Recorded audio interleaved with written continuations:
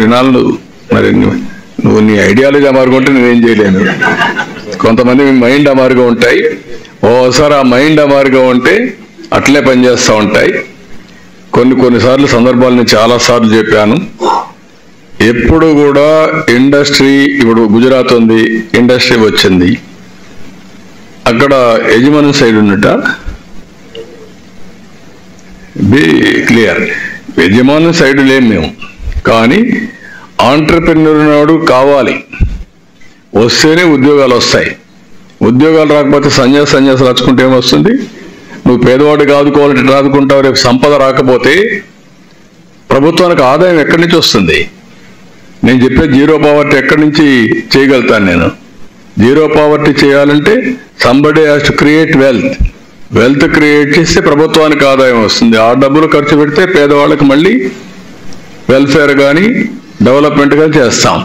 ఇవి చేయకుండా, సైకిల్ లేకుండా ఇక్కడ కట్ చేసేయండి, ఇది నా ఐడియాలజీ, మీరు కూడా ఫాలో కండి అంటే కుదరదు. నేను చెప్పింది ఎలక్షన్ నా మీద ఉన్నమా, నాకెందుకు 93% స్ట్రైక్ రేట్ ఇచ్చారు మాకు ఈ పార్టీలకి? మీరు గుర్తుపెట్టుకోవాలి, హిస్టారికల్ మ్యాండేట్ ఇచ్చారు, చరిత్రలో కని విని ఎరిగినటువంటి మ్యాండేట్ ఇచ్చారు. వాళ్ళు చేసింది తప్పు, ఆ ఫ్రస్ట్రేషన్ భరించలేక ఒక హిస్టారికల్ మ్యాండేట్ ఇచ్చారంటే we have to prove it.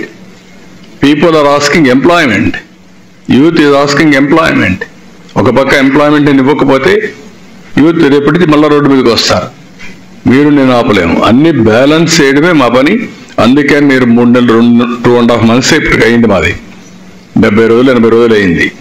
What you have done you have seen. మరి చిన్న పర్సనల్ ఎక్స్పీరియన్స్ సార్, నిన్న మేడం గారు 2:30-3 ప్రాంతం వచ్చారు. మేము వెయిట్ చేస్తాం మొత్తం మీడియా, కానీ వదలలేకపోయాం సార్. ఎందుకంటే ఆ స్మెల్, ఎందుకంటే ప్రమాదం జరిగింది, పొల్యూషన్ వదిలేయకూడదని ఆలోచన కూడా లేకుండా మేము ఉండలేని విధంగా వదిలేసాం. అంటే వదిలారంటే ఎక్కడ కదమ్మా, అందులో నుంచి రావడం ఎట్లా వదిలిపెట్టారంటారు? ఒక 12 దాటిన తర్వాత ఒకసారిగా, అంటే ఏ కంపెనీ వదిలిందో ఏంటో మాకు తెలియదు. రాత్రి అయితే వేరే కంపెనీ ఉందా?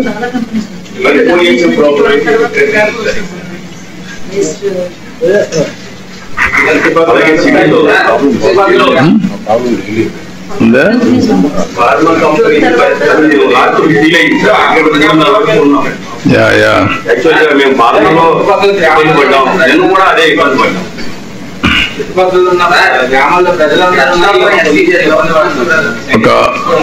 ఒకవేళ వీలైతే చూస్తాను, నేను వర్కౌట్ చేస్తాను దీన్ని.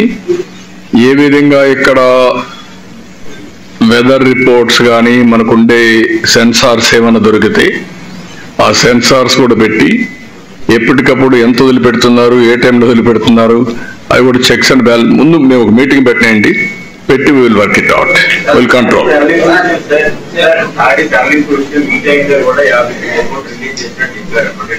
దేనికి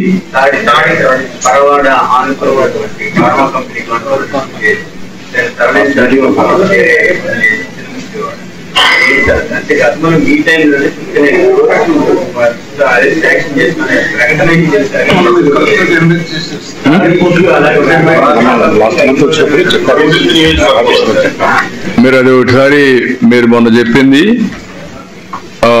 ఎక్కడది తాడి, దాన్ని అది కూడా ఒకసారి స్టడీ చేసి నాకు రిపోర్ట్ పంపేయండి, ఏం చేయాలో చేస్తాం. థ్యాంక్ యూ అండి. ఒక బాధాకరమైన సంఘటన, చాలా బాధేస్తుంది. నిన్నటి నుంచి కూడా నేను చూశాను. ఇది ఒక కంపెనీ సరైన నిర్ణయాలు తీసుకోకపోతే ఏం జరుగుతుందో ఇది ఒక ఉదాహరణ.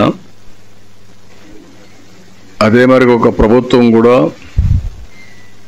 వారసత్వంగా వచ్చే కొన్ని సమస్యల వల్ల ఎలాంటి ఇబ్బందులు వస్తాయో ఇది కూడా ఒక డెమాన్స్ట్రేషన్. అది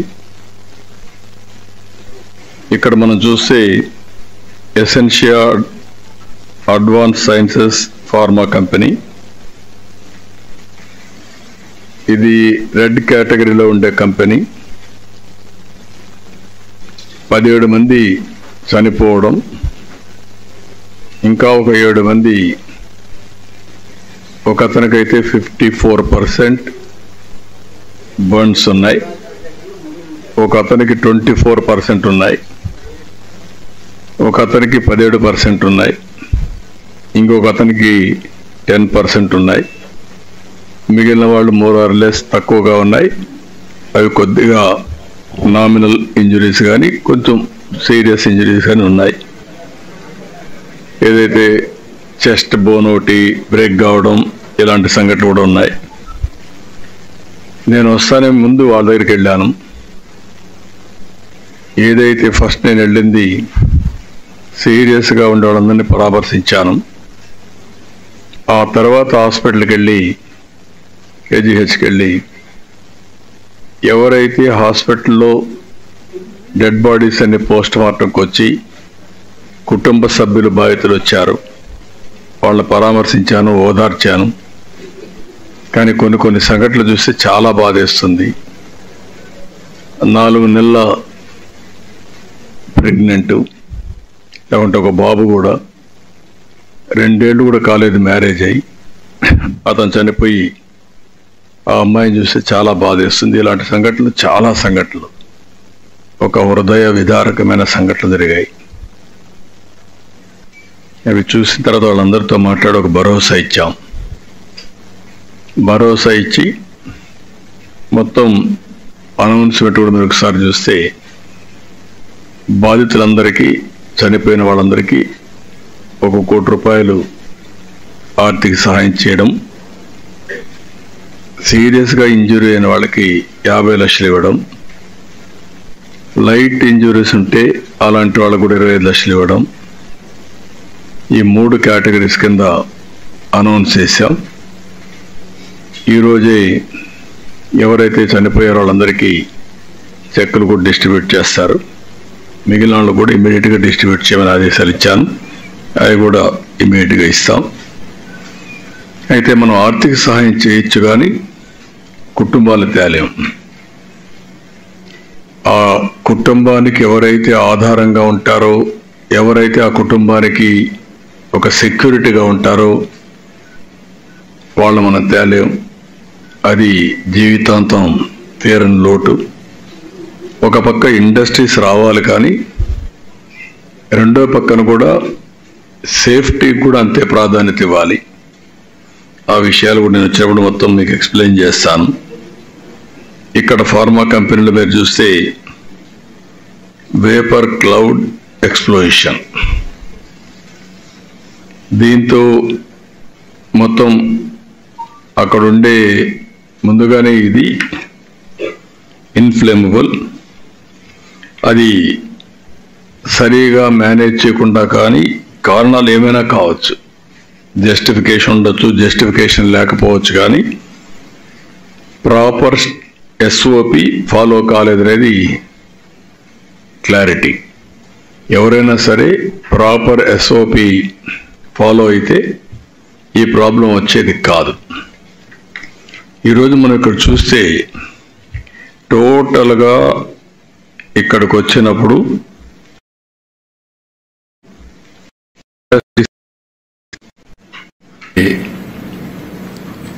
అలా ఈ ఎస్సీజెడ్లోకి వస్తే అచ్యుతాపురంలో 1949 ఎకరాలు ఉంది. ఇక్కడ 95 ప్లాట్లు ఉన్నాయి. 66 ప్లాట్స్లో ఇప్పటికే అలాట్ చేశారు. అందులో 36 వచ్చాయి, 26 పనిచేస్తున్నాయి.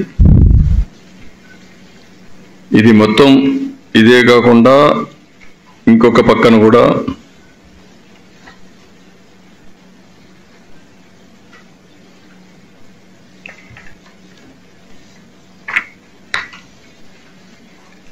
మనకు ఫార్మా ఇంకోటి కూడా ఉంది. ఈ 2 ఫార్మా యూనిట్లు కూడా ఇక్కడనే మనం చూస్తే 280 యూనిట్లు, 208 యూనిట్లు వస్తాయి. బోత్ ఎస్ఈజెడ్ నాన్ ఎస్ఈజెడ్ రెండు కలిపి.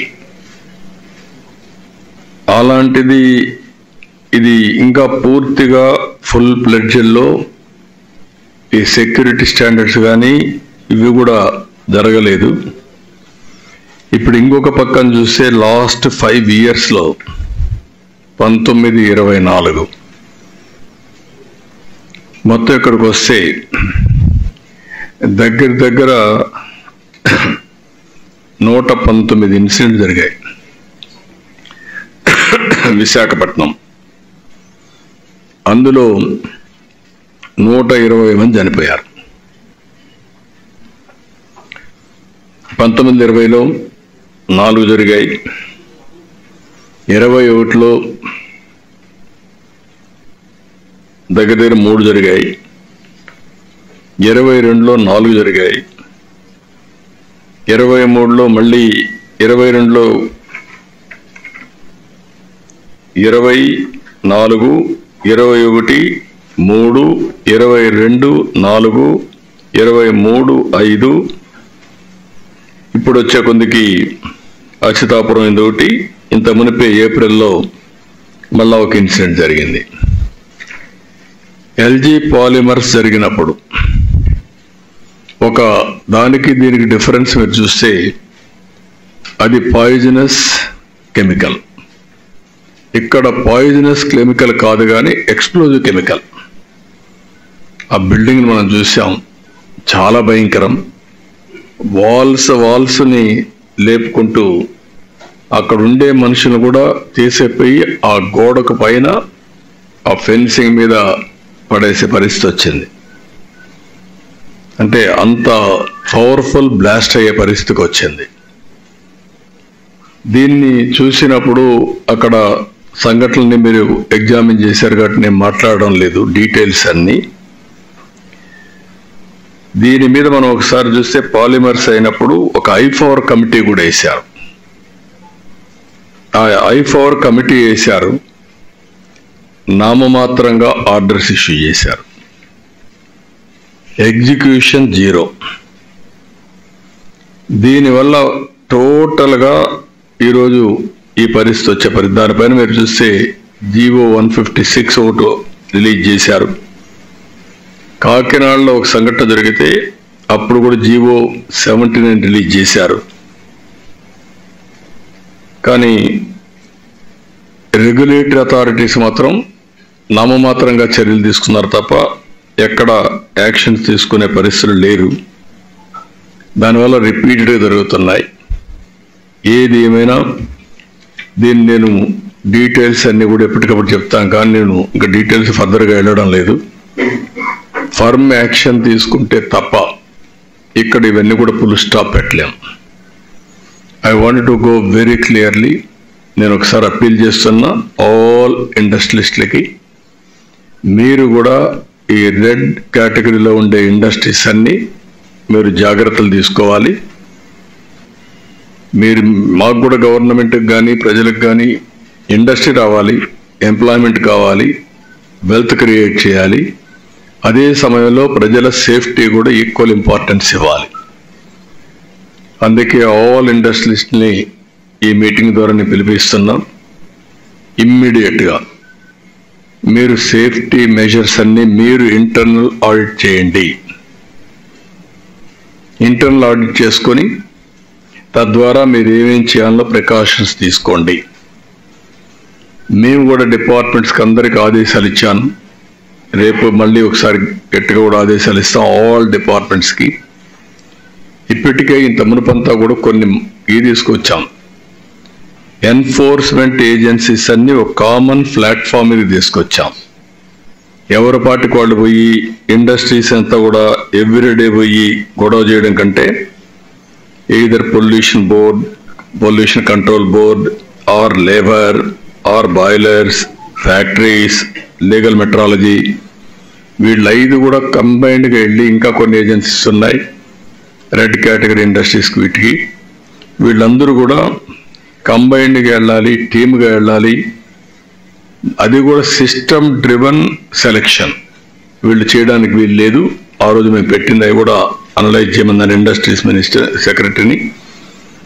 ఒక సిస్టంలోనే వస్తుంది, ఎవరు అడిగే పని లేదు, వాళ్ళు పోయి చెక్ చేస్తారు. చెక్ చేసిన తర్వాత రిపోర్ట్ ఇస్తారు 24 అవర్స్లో. అవి కంపైల్ చేసి మళ్ళా సిస్టంలో పెట్టాలి. అది పెట్టిన తర్వాత ర్యాండమ్ కింద మళ్ళీ అవసరమైతే ఒక ఆడిట్ చేస్తాం, వేరే పార్టీని పంపించి, వీళ్ళు కాకుండా. అలాంటి చేసి ఇండస్ట్రియలిస్ట్కి ఎవరికి ఇబ్బంది ఉండకూడదు. అదే సమయంలో వీళ్ళు ఎక్కువ డబ్బులు సంపాదించాలి అనే ఉద్దేశంతో అసలు సేఫ్టీ మెషర్స్ ఫాలో కాకపోతే మాత్రం చాలా ప్రమాదం వస్తుంది. అందుకే ఈ సంఘటన ఒక ఆధారంగా తీసుకొని ఒక ఎంక్వైరీ కమిటీని ఇస్తున్నాను, high level committee. They will go through total scrutiny. ఈ ఇండస్ట్రీలో ఏమేమి జరిగింది, ఏమేమి ల్యాప్సెస్ ఉన్నాయి. ఈరోజు నేను చూశాను ఇండస్ట్రీలో ఉండే అవకతవకలు కూడా, వాళ్ళకుండే ఇబ్బందులు కూడా. ఒకతను ఇండస్ట్రీ పెట్టాడు, అతనికి ఉండే ఆర్థిక ఇబ్బందుల్లో కానీ వాళ్ళకు ఉండే దీంట్లో ఇంకొక పార్ట్నర్ తెచ్చుకున్నారు. ఆ పార్ట్నర్ వచ్చి ఇప్పుడు మనం చూస్తే ఇద్దరు, ఫస్ట్ యాదగిరెడ్డి పెట్టాడు, తర్వాత డక్కన్ క్రానికల్స్ వచ్చారు, డక్కన్ కెమికల్స్ వచ్చారు. డక్కన్ కెమికల్ వచ్చిన ఇద్దరిలో గొడవలు వచ్చాయి. వాళ్ళ గొడవలు కూడా దీనికి రిఫ్లెక్ట్ అయ్యే పరిస్థితి వచ్చింది. ఈరోజు ఇంత సీరియస్ ఇష్యూ జరిగిన తర్వాత, ఇంతమంది చనిపోయిన తర్వాత, ప్రమోటర్ ఎవరైతే ఫ్యాక్టరీ పెట్టాడో ఈ should have come. That is his responsibility, fundamental duty. రాకుండా ఎక్కువండే ప్లాంట్ మేనేజర్కి అప్పచెప్పేసి వెళ్ళిపోయే పరిస్థితికి వచ్చాడు. ఇంతవరకు మా అడ్మినిస్ట్రేషన్ కూడా టచ్ దగ్గర రాలేదు. అది కరెక్ట్ అప్రోచ్ కాదు. నాకు ఇండస్ట్రీస్ రావాలి, అదే మాదిరిగా ఇండస్ట్రీస్ని గౌరవిస్తాం. మీరు కూడా బాధ్యత తీసుకోవాలి. బాధ్యత తీసుకోకుండా టేక్ ఇట్ ఫర్ గ్రాంటెడ్, మేము పెట్టుబడి పెట్టాం, మా ఇష్ట ప్రకారం చేస్తాం అంటే కుదరదు. ఆ విషయం గుర్తుపెట్టుకోవాల్సిన హెచ్చరిస్తున్నా. ఈ రిపోర్ట్ వచ్చిన తర్వాత ఎవరు తప్పు చేసినా వాళ్ళని వదిలిపెట్టాం. Will punish them, no question of compromise on that. Even officers ఎవరైతే ఉన్నారో వీళ్ళు పీరియాడికల్గా వచ్చినటువంటి ఫైండింగ్స్ ఇచ్చారా, ఇస్తే యాక్షన్ తీసుకున్నారా, మళ్ళీ ఎందుకు వీళ్ళు రివ్యూ చేయలేకపోయారు, all lapses will study and then will take action. అది తీసుకుంటాం.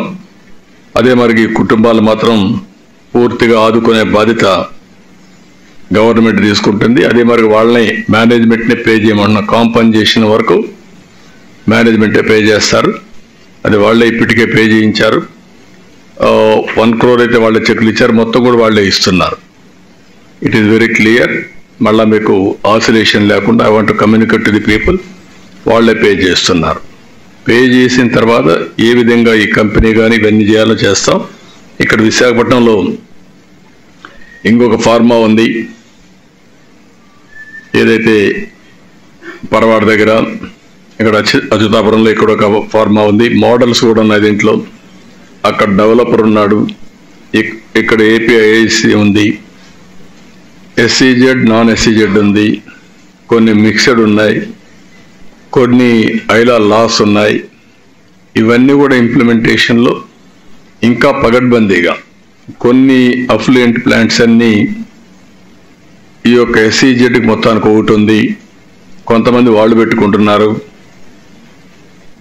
ఏ విధంగా సింక్రనైజ్ చేయాలి, ఎంత ఎఫెక్టివ్గా పనిచేయించాలనే విషయాలు కూడా ఎగ్జామిన్ చేస్తాం.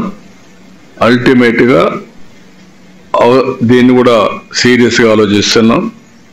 ఏదైతే సేఫ్టీ ఆడిట్ కోసం ఒక కమిటీ కూడా పెడతాం, అది కూడా కాన్స్టిట్యూట్ చేసి మొత్తం పగడ్బందీగా ఈ విశాఖపట్నంలో రాబోయే రోజుల్లో ఈ ఇండస్ట్రియలైజేషన్ జరుగుతుంది. అదే సమయంలో ఇలాంటి యాక్సిడెంట్ జరగకుండా సేఫ్టీ ఆఫ్ ది ఎంప్లాయీస్ కూడా వర్కౌట్ చేస్తాం. ఇది ఫైనల్గా.